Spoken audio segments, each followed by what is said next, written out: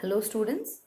Today let us talk about a very important application of microorganisms in environmental field, that is bioremediation. Now this is a process by which microorganisms are stimulated to rapidly degrade hazardous contaminants. Now earlier it was considered to be only organic contaminants, but now it is also used for the precipitation or immobilization of inorganic contaminants like heavy metals. So it is a process in which the microorganisms are stimulated or triggered to rapidly degrade the hazardous contaminants to environmentally safe levels in soil, sediments, water, and air. This is the definition of bioremediation, or in other words, where we use organisms to clean up a particular environment. Which environment are we talking about? Either the soil or the water or the aquatic sediments or the air. When we are using organisms to clean up such areas, that is in simple terms called as bioremediation. Now, when we say stimulation, so I have used the word microorganisms as stimulated. Stimulation is where you are adding growth substrates or there are some other nutrients being added. There can be addition of electron donors or electron acceptors, which can lead to increase in the biodegradation by organisms. That is why it is called as bioremediation. So normally there might be organisms which are carrying this out, which are showing biodegradation, but when you add a particular component or you monitor it such that the biodegradation rate is increased and the environment is cleaned up or the pollutant is removed from there, the contaminant is removed from there, then we call it as bioremediation. And usually the microorganisms use these contaminants as an energy source or as a carbon source. In some cases, they may even use it as an electron source, but that is rare. Usually, the organisms use the contaminants as an energy source or as a source of carbon. Now, why did we have the need for this bioremediation? So we know that industries have increased so in multiple fold, and due to public negligence it has contaminated the resources. So if we use conventional techniques to clean up, that is called as the remediation. If we use conventional techniques to clean up, the first techniques were to dig up the contaminated soil or to dig up or to take the water which is contaminated, remove it from its place and put it or transfer it into another landfill or cap it. If it is a water body, cap it or cover it and contain the site or cover up the site. Don't use it. This was the initial method of clearing contaminants. But we very well know that this is only a movement or transfer of the contaminants elsewhere. We are not actually cleaning it. We are only shifting it from one place and moving it to another place. Also, when we are excavating or when we are digging up the soil, when we are handling that soil or water, during the transportation, during every one of these processes, there is risk. Also, now due to the extensive population explosion, we don't have any new areas to dump it. So, this led to the actual remediation. Now, remediation initially was being done, even now, many places they do remediation chemically by using dechlorination or dehalogenation if it for chemical decomposition, or incineration, that is burning, or UV oxidation. But all of these are one, extensive in cost or they are expensive, and secondly they cause more pollution. If you burn something, if you incinerate something at very high temperatures, it will lead to soot because these are organic contaminants. It produces soot which enters our atmosphere and eventually causes more pollution. So we are shifting the contaminants from one area but adding on to pollution of another biosphere. This is when the bioremediation was introduced, and it was mooted to be the best option because it is relatively low cost, it is not using much of technology, and though it has not been extensively used in all the places, it is being applied in many parts of the world. So, the common contaminants for which we found that bioremediation can be applicable. Now, it cannot be used for all the contaminants. We haven't found ways to use. As of now, we know that it is useful against contaminants like heavy metals, against halogenated organic compounds. This includes chloromethane, trichloromethane, trichloroethane, all the chlorinated alkanes, chlorinated alkenes, all of these come under halogenated organic compounds. And aromatic compounds such as chlorobenzene, again halogenated aromatic compounds like chlorobenzene, dichlorobenzene, or chlorinated phenols, All of these components which I'm talking about are used in pesticides, in herbicides, in detergents. So they are ample in the environment, and it has been found that bioremediation is a tool which can be used to clear up these contaminants.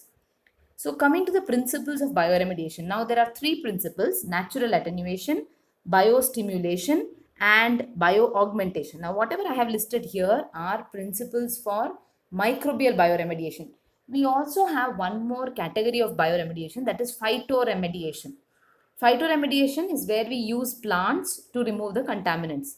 So the plants are able to draw the contaminants into their structures and they hold on to them, thus effectively removing them from that particular soil or water. Some of the common plants being Indian mustard or water hyacinth, willow plant, poplar tree, sunflower, etc. There are many plants which are known to show phytoremediation. That is, they absorb these heavy metals or organic contaminants, and hence it is removed from that particular environment or from that particular soil. But what I have shown here and what we are more dealing with in this paper of environment and microbiology is the principles of microbial bioremediation, where you use microorganisms. So microorganisms produce several enzymes as part of their metabolism. They also break down complex organic and inorganic compounds. At times, microorganisms could be naturally present at a particular site. Those are called as indigenous flora, organisms which are native flora, which are already present at a site. Or the people who are doing bioremediation can add these organisms, can bring them from elsewhere and add it to the contaminated site. So, based on all this, there are three modes or three principles of bioremediation: natural attenuation, biostimulation, and bioaugmentation. Now, natural attenuation is a type of bioremediation which occurs without human interference. So, we do not add anything there, we do not add any flora, we do not add any microorganism. We are only going to monitor, and thus it relies on the indigenous flora. Only monitoring is the human part of it. We don't add any other organism, and we are relying on the indigenous, on the native flora to do their job of cleaning up. That is called as natural attenuation. Biostimulation is where we again use the indigenous flora. We are not adding microorganisms, but this involves addition of nutrients which can catalyze the natural attenuation, or we are adding nutrients which are helping the indigenous flora to degrade the particular contaminant faster. So they are catalyzing, they are increasing the pace at which natural attenuation occurs. But here also we are going to use the indigenous flora itself. The third one is bioaugmentation. Now here there is involvement of exogenous flora, or organisms which are brought in from outside. They are not native to that particular environment. They are brought in from outside because they are able to, or they are capable of destroying this particular contaminant. So these are usually genetically modified. So we would have worked in the lab to create an organism that can break down the particular contaminant. You bring it and add it to this site of this contaminated site so that it can do its job well. That is called as bioaugmentation. So whichever type of principle we use, whether it is natural attenuation, biostimulation, or bioaugmentation, it again varies on different factors. For example, the temperature or the moisture or the presence of oxygen. Some organisms don't want oxygen, they are anaerobic. So in that case, we'll have to provide anaerobes. In some cases, they need a small percentage of oxygen. So based on all these electron acceptors that are available in the environment, based on the pH of the soil or water, all of these are factors that can determine effective bioremediation. So based on these three principles, we have several organisms that do their work beautifully. So amongst the organisms, the first group of organisms are aerobic. This includes many examples. I have only listed out a few over here. It includes organisms like Pseudomonas, very good biodegraders, alkali genes, Sphingomonas, Rhodococcus, Mycobacterium. All of these are known to degrade pesticides, hydrocarbons like aliphatic and aromatic compounds. So these are organisms that are aerobic and that are used in bioremediation. Then we have anaerobic organisms like Paracoccus denitrificans and Methyllibium.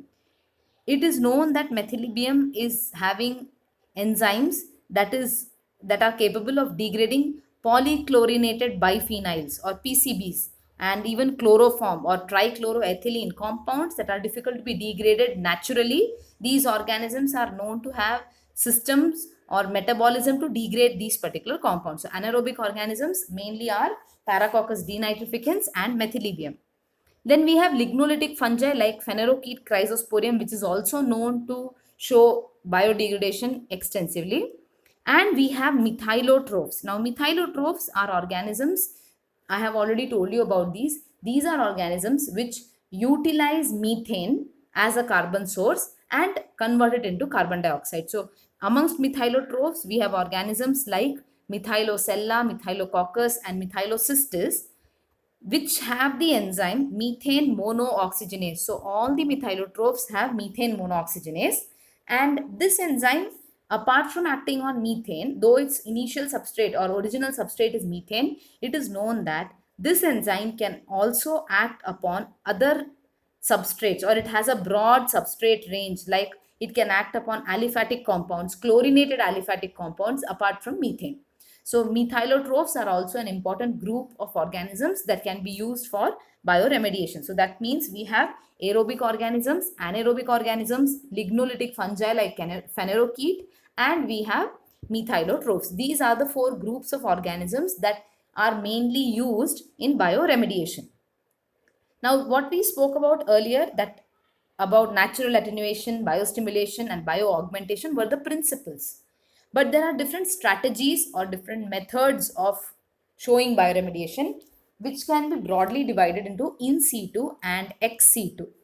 In situ methods are those where the treatment of the particular site, whether it is soil or water or sediment, in under in situ bioremediation, the treatment of the contaminated site happens at the site.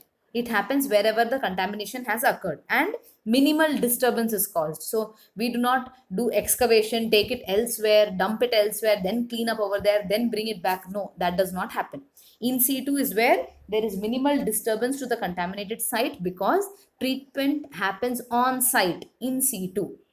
Ex situ bioremediation is wherein the contaminants are removed from the site, collected at a particular place, treated, and then they are put back into that particular site. So if it is soil, it is excavated. If it is water, it is pumped out. So where the treatment happens, the bioremediation occurs at a different site, that is called as ex situ. Now, under in situ, we again have three subtypes: bioventing, biosparging, and bioaugmentation. Let us see what each one of these is. So, the first type of in situ bioremediation is bioventing.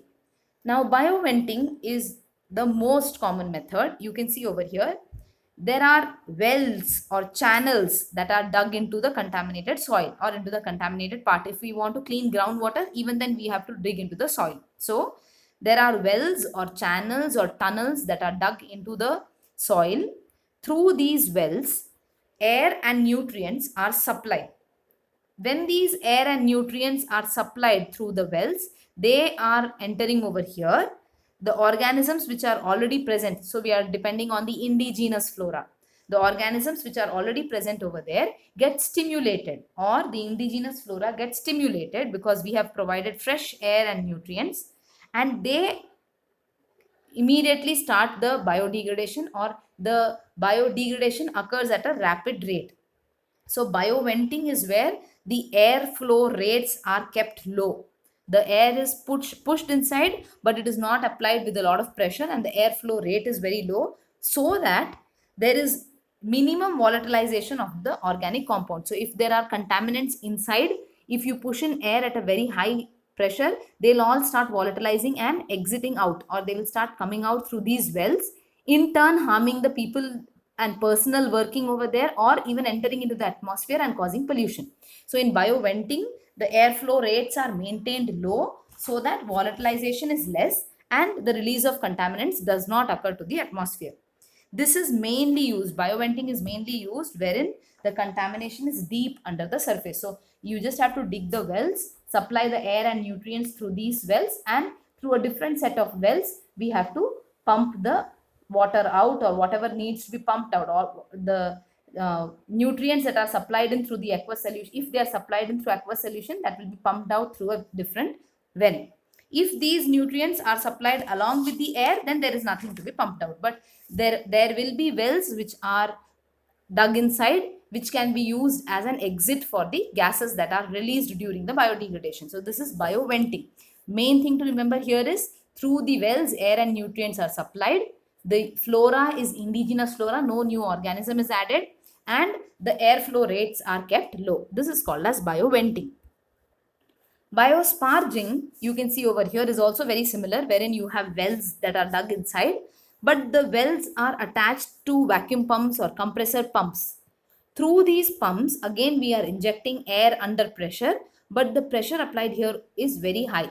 So we usually apply, or we usually supply air and in some cases even nutrients under high pressure to increase the groundwater oxygen, or to increase the oxygen present in the lower layer. So here the oxygen will increase when high pressure air is being supplied through these wells. This high pressure that of oxygen that is supplied will again increase the rate of biodegradation by the indigenous flora. So here again we don't add organisms, we are depending on the native flora or on the indigenous flora. These organisms will degrade the components faster, and we are able to clear up that particular area. In this case, what is shown is the contaminated soil, but this can also be used for groundwater. So here we are having air being pumped in with pressure, and we are using indigenous flora. This is what you need to remember about biosparging.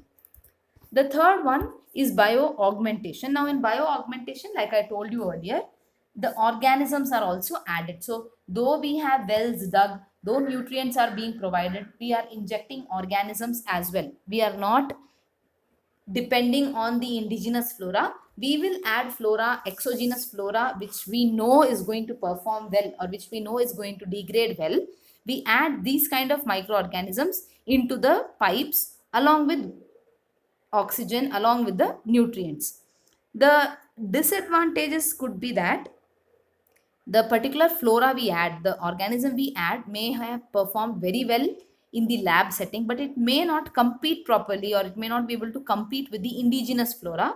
And there are chances that due to the long time contamination of that particular environment, the indigenous flora might be better degraders than our particular organism. So these are the disadvantages. But in some cases, organisms are genetically engineered, and they carry genes which degrade these particular contaminants. So these kind of organisms are added through the wells, and the degradation occurs at the site of the contamination.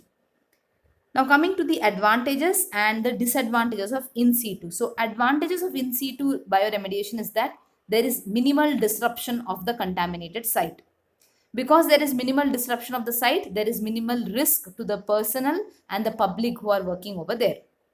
Also, simultaneously, we can do treatment of the soil as well as the groundwater. You can see over here, soil and groundwater can be treated simultaneously. So that is one of the advantages of in situ bioremediation, and it is relatively lesser in cost when compared to ex situ.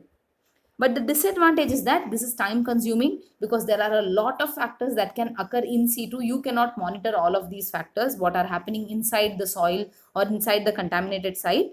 And there is difficulty in application of the additives. So anything you need to add, you have to add through the well. There are chances that the well can be blocked. There are chances that there may be other organisms using these additives that you add. So all of these issues can occur with in situ bioremediation.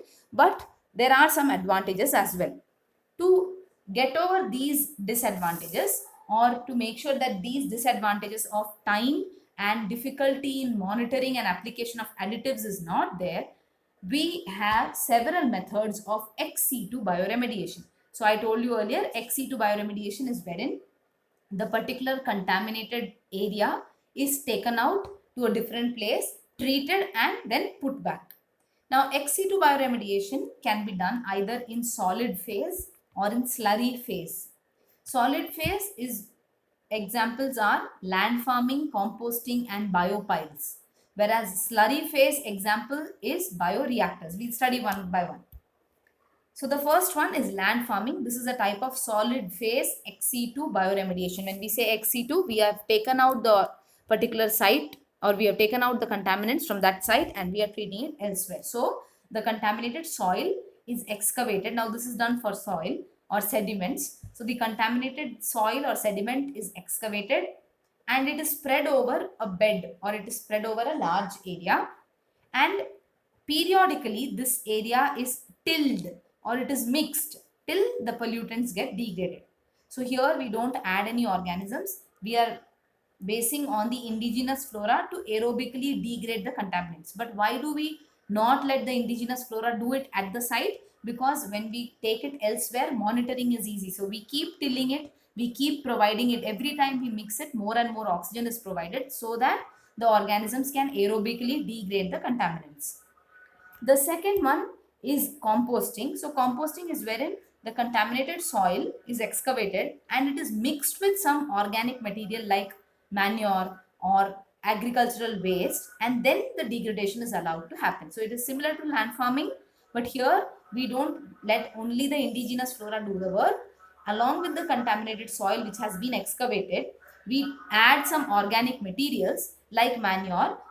These contaminants what are present in that particular area or in that particular soil, even if they are resistant to degradation, they can get converted to compost. So even though they are resistant to fully or complete degradation, it has been seen that the hydrocarbons like aliphatic hydrocarbons or aromatic hydrocarbons do get converted into compost, which can be utilized for plants or which can be used for growth of the plants on an agricultural field or elsewhere. So composting is similar to land farming, but instead of just taking out the soil and mixing it, we are adding some compost to it, which has organic material, which has composting flora in that. So the flora will degrade the contaminants as well to form compost.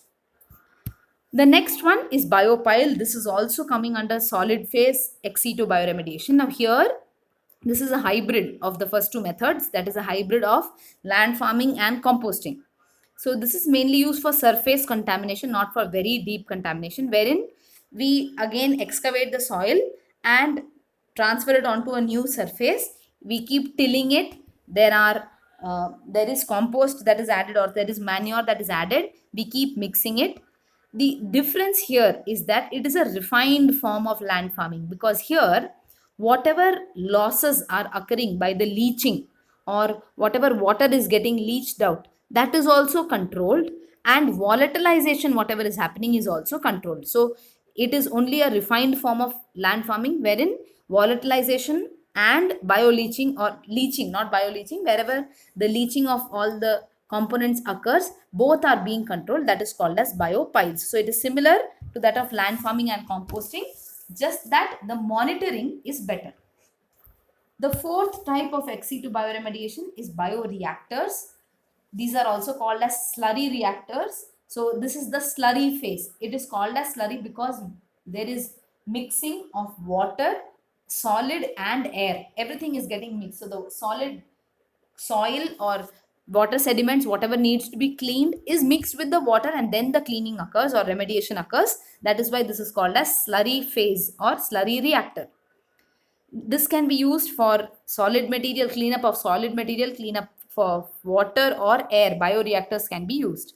And in this case, the rate of biodegradation is much, much higher than in situ or any of the other ex situ methods. The limitation is that the cost is very high. So we need to have a separate slurry bioreactor built in which all these processes can happen, due to which the cost goes up, and the soil cannot be added directly. It needs pre-treatment. So big rocks have to be removed, all the vegetation has to be removed, then only it can be added into this bioreactor for the bioremediation to occur. So that pre-treatment takes money, and even the running of the entire system, the setup of the system takes, is expensive. But the benefit is that it is very, very effective, because we are optimizing all the parameters. I can control the temperature, the pH, I can decide when what nutrients have to be added, when I have to add water, when do I have to add oxygen. Everything is very well controlled, because of which the bioremediation is very effective. Under this, so examples of bioreactors are either low shear airlift reactors, I'll show you the picture in the next slide, or even aerated lagoons, which are outdoor pond like areas which are continuously aerated, they are also a type of slurry reactors, or they are systems wherein the parameters are optimized and controlled, and the bioremediation occurs in a slurry phase. Slurry phase is where solid is being mixed with the water. So these are the different methods of bioremediation of either a solid component like soil or water sediment, or even water. Moving on to bioremediation of air. So bioremediation of air is mainly done, like I told you in the previous slide, through bioreactor. You cannot do bioremediation of air by land farming or composting or any of those methods. Bioremediation of air occurs through bioreactors, and the type of bioreactor is called as airlift bioreactor.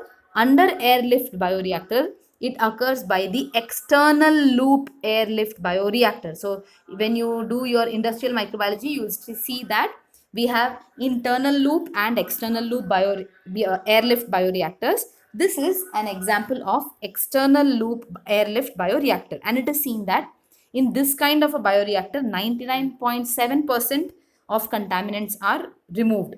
So in this bioreactor, it is called as external loop because here the air keeps on circulating. If you see here, there is no separate pump to mix the air like how we have in the other bioreactors and fermenters.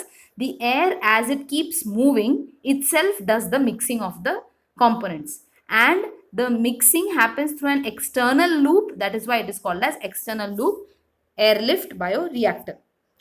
It has been seen that this is used for conversion of volatile organic compounds, that is VOCs, in the air to harmless products. And mainly for this, algae are used and Pseudomonas putida is used. These are the organisms that are used in case of bioremediation of air. Now coming to the advantages and disadvantages of bioremediation. So bioremediation's advantages is that it is lesser in cost in comparison to chemical remediation. It will produce residues that are harmless like cell biomass or carbon dioxide or water, which are much less harmless than the chemical residues that are produced in other methods of remediation. Also, if it is carried out on site, that is in case of in situ, then there is no major disruption. There is very less threat to the people who are working, and it can be done on a variety of organic and inorganic compounds. But why is then bioremediation not being applied everywhere? Because there are a few disadvantages. What are the disadvantages? So the main thing is the type of compounds is very limited. We now know organisms of a very limited range of biodegradable compounds. Apart from that, we don't know how to degrade the other contaminants in soil or water. Also, there are chances that the products of degradation can be toxic. In most cases, they are not toxic, but it is possible that from the organism is converting one toxic product into another toxic product. That is also possible. Also, these are organisms, so they are very specific, and the bioremediation is based on a lot of factors. Temperature, pH, and the entire environment is going to decide whether bioremediation is going to happen well or not. Also, the time taken is very long. You have to be patient with bioremediation. You cannot get returns very fast. And finally, the way you do the pilot scale studies in the lab may not be applicable on a large scale. These are some of the disadvantages of bioremediation. So this was about bioremediation of soil, air and water. So you need to know about what are the different principles, what are the different methods in situ and ex situ, and the advantages and disadvantages of bioremediation. Thank you.